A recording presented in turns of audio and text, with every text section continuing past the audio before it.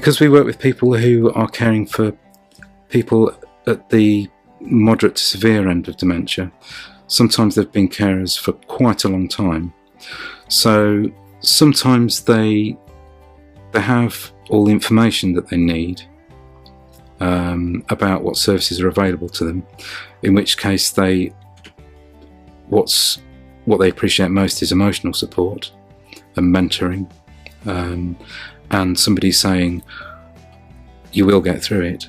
We're peers, so we've all been carers ourselves. I got through it, and actually in the end it can turn into be quite a positive experience, even though it doesn't feel like it at the time. I've been a carer for a family member that had a terminal illness. It was very intense, very isolating.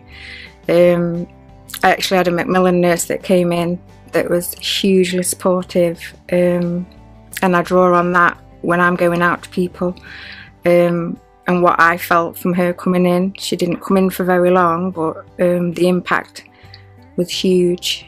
So I do understand and empathise with the carers who are going through it at that particular time, what they're feeling, because I've done it myself.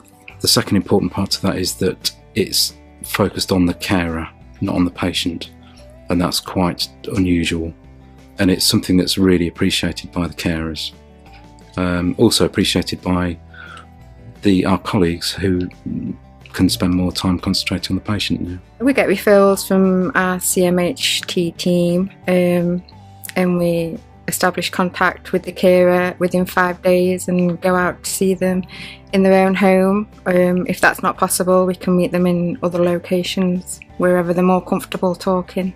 This is a pilot project. We've only been going since last October.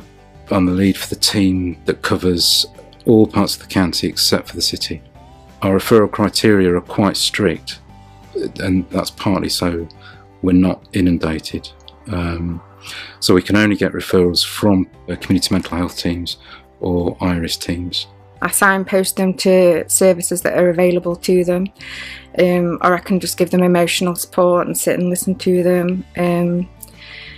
It's really, really rewarding because I see them as an individual, a person that still has a life, and I think they value that because they're not just seen as someone who cares for a person with an illness. The very first potential client that I spoke to, I was telling them about the project, and they were sitting nodding politely and listening, and then when I got to the point and said, and of course I'm a peer worker, so I've been through the same situation that you're going through, and everything changed. The whole attitude changed.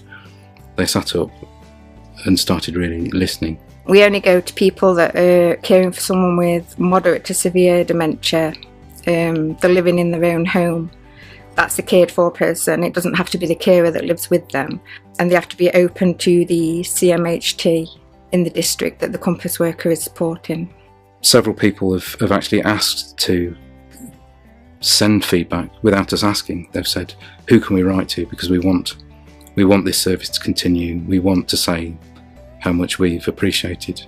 We can help people navigate some of the complicated sort of financial situations that people find themselves in. Any area that a carer might be struggling with, we can, if we don't know the answer, we can come back and try and find the answer for them. It's part of the change in emphasis to recognise that carers perform a huge task that's up to recently has not really been recognised. So that there's a service that is specifically for carers, I think that in itself is quite a big change.